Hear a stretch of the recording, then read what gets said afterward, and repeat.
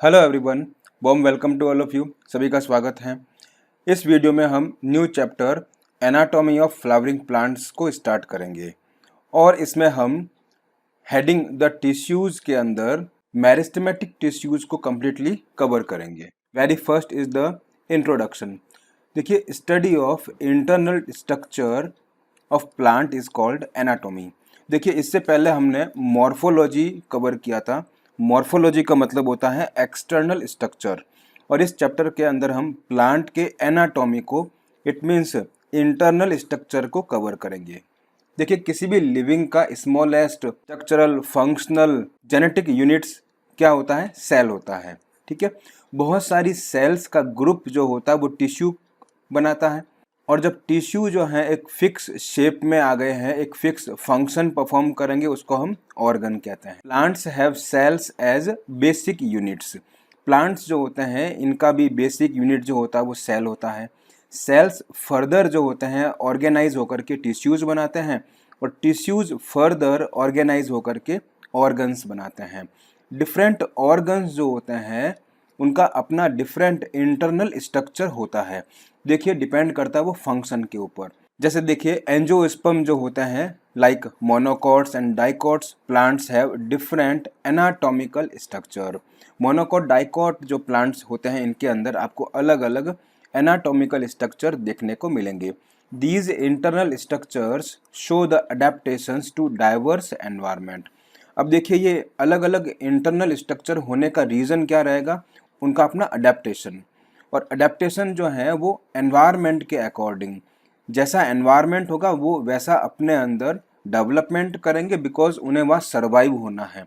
तो सर्वाइव होने के लिए वो अपने अंदर इस तरह के डिफरेंट एनाटॉमिकल स्ट्रक्चर का फॉर्मेशन करते हैं। नेक्स्ट देखिए, टिश्यूज़ के अंदर हमें कौन कौन सी हेडिंग्स कवर करनी है।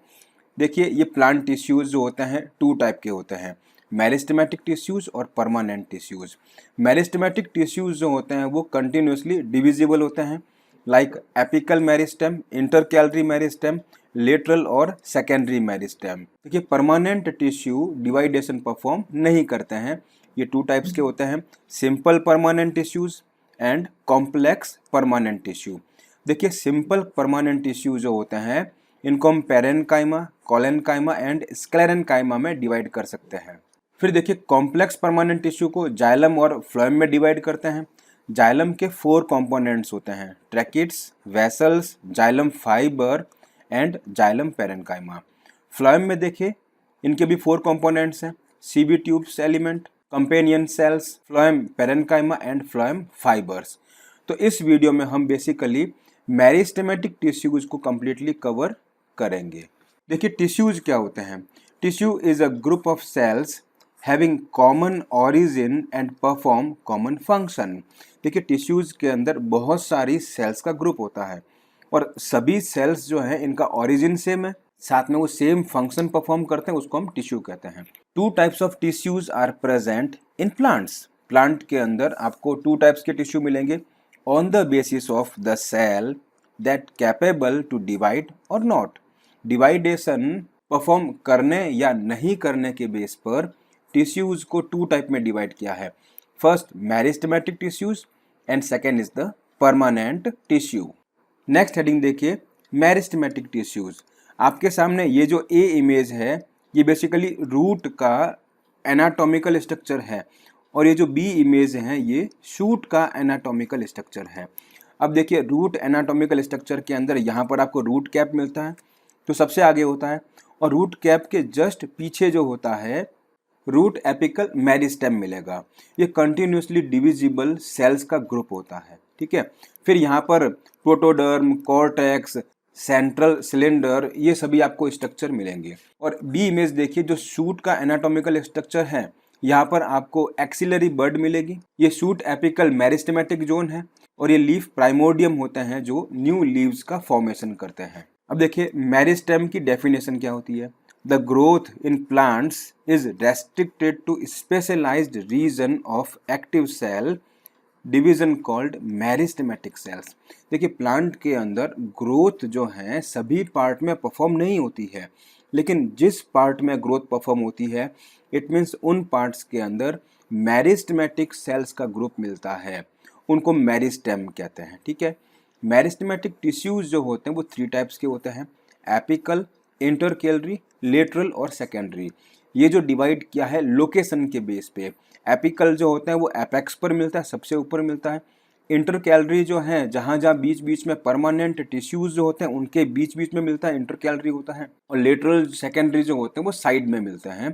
तो ये जो डिवाइडेशन किया है on the basis of location, ठीक है, on the basis of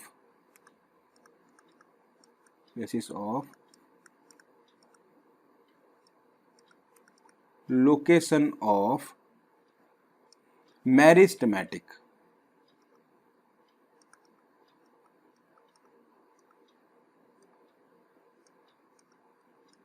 tissue. Alright, next देखिए पहला हेडिंग है एपिकल मेरिस्टेम। देखिए नाम से मालूम पड़ रहा है एपेक्स पर, तो meristems occur at the tip of roots and shoot.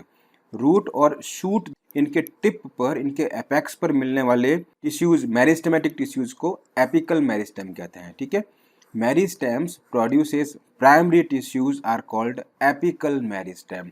In meristem से जो प्राइमरी टिश्यू बनेगा इसको हम एपिकल मेरिस्टेम कहते हैं। रूट एपिकल मेरिस्टेम कहाँ मिलेगा? रूट पे मिलेगा।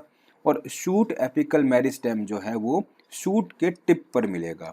फिर देखिए axillary bud, during the formation of leaves and elongation of stem some cells left behind from apical meristem called axillary bud. देखिए प्लांट जब कंटिन्यूसली ग्रोथ परफॉर्म कर रहा होता है, तो देखिए ये जो प्लांट जब ग्रोथ परफॉर्म कर रहा है तो ये जो नोड वाला पार्ट है यहाँ पर कुछ टिश्यूज जो होते हैं, ऐसे टिश्यूज जो मेरिस्टेमेटिक होते हैं वो पीछे रह जाते हैं। ठीक है, और यहाँ से जो है लीफ बनती है, तो यहाँ पर मिलने वाली बड को हम एक्सिलरी बड कहते हैं। ठीक है, ये जो बड है बेसिकली इसको हम एक्सिलरी बड कहते हैं।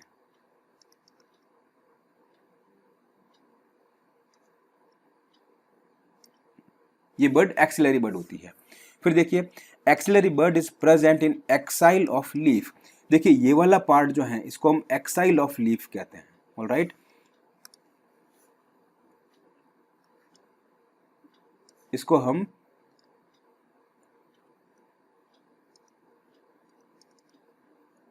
एक्साइल ऑफ लीफ कहते हैं, और यहां मिलने वाली बर्ड को हम एक्सिलरी बर्ड कहते हैं। ठीक है, फिर देखिए these birds can form a branch और अ फ्लावर। ये जो बर्ड है जो एक्साइल पार्ट पर है, ये बर्ड नया ब्रांच या न्यू लीव्स का फॉर्मेशन कर सकती है। नेक्स्ट देखिए intercalary meristem. Meristem present between the mature tissues is known as intercalary meristem. देखिए जो एपिकल था, एपेक्स पर था, टिप पर था, उसको हमने एपिकल मेरिस्टेम कह दिया। लेकिन जो ऐसा मेरिस्टेम जो बीच बीच में परमानेंट टिश्यूज के बीच में मिलेगा उसको हम इंटरकैलरी मेरिस्टेम कहते हैं, और ये बेसिकली ग्रासेज में मिलता है। It regenerates the parts removed by the grazing herbivores. देखिए ऐसे हर्बीवोर जो बेसिकली घास को चरते हैं उनको हम हर्बीवोर कहते हैं। तो वो जब ग्रासेज को चरेंगे, ग्रासेज को फूड के फॉर्म में यूज करेंगे, तो एपिकल वाले पार्ट को तो खा जाएंगे। ठीक है ना, तो अब उनके अंदर ग्रोथ कौन परफॉर्म करेगा? तो इंटरकैलरी मेरिस्टेम जो होता है ग्रासेज के अंदर फास्ट ग्रोथ के लिए रेस्पॉन्सिबल होता है। एक नोट देखिए, both apical meristem and intercalary meristems are primary meristem.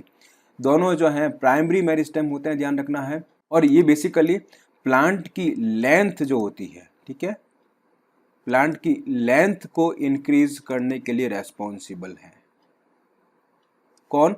दोनों, एपिकल प्लस इंटरकैलरी।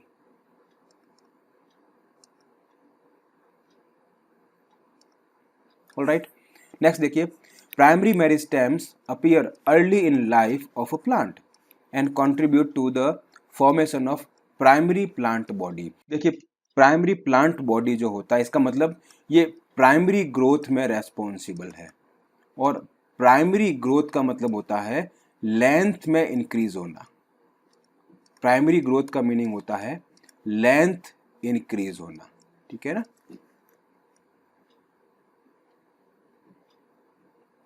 तो एपिकल और इंटरकैलरी दोनों जो होते हैं वो लेंथ को इंक्रीज करते हैं, और लेंथ का इंक्रीज होना प्राइमरी ग्रोथ कहलाता है। नेक्स्ट देखिए सेकेंडरी और lateral meristem.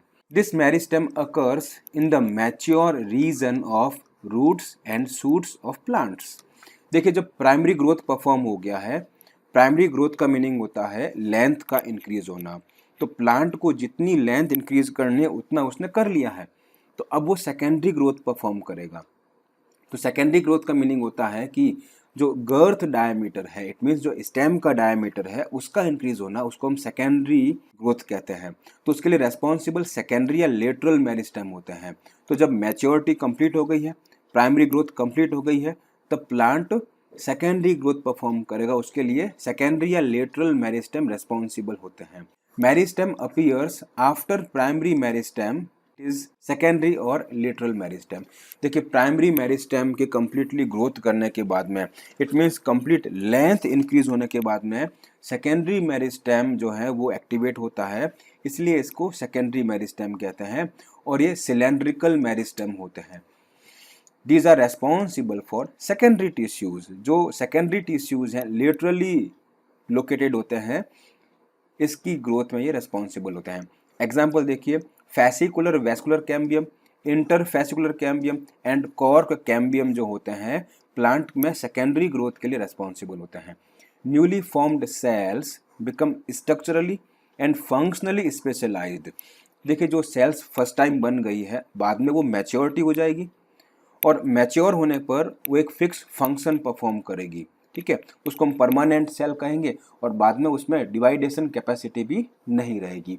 These cells loss the ability to divide, तभी तो परमानेंट हो गई वो, बिकॉज उनमें डिवाइडेशन कैपेसिटी लॉस्ट हो जाती है। Such cells are called permanent cells और मैच्योर सेल्स। ऐसी सेल्स को हम परमानेंट सेल या मैच्योर सेल्स बोलेंगे। Permanent cells form permanent tissue. अब देखिए सिंगल सेल है, अब उसका पूरा एक पहले ही ग्रुप बन गया था, टिश्यूज फॉर्म में था, ठीक है। बाद में वो परमानेंट टिश्यूज कहलाएगा। Apical meristem produces dermal tissue, ground tissue and vascular tissues. और जो एपिकल मेरिस्टेम था वो प्लांट के डिफरेंट पार्ट्स जैसे डर्मल टिश्यू जो कवर करता है, डर्मा मीन्स कवर करने वाला, आउटर कवरिंग, ग्राउंड टिश्यू मतलब इंटरनल टिश्यूज हो गए। और देखिए वैस्कुलर टिश्यूज, ऐसे टिश्यूज जो जाइलम और फ्लोएम का फॉर्मेशन करते हैं। तो इन तीनों का फॉर्मेशन जो होता है वो एपिकल मेरिस्टेम से होता है। और परमानेंट टिश्यूज को हम नेक्स्ट वीडियो में डिस्कस करेंगे। Thanks for watching, have a nice day.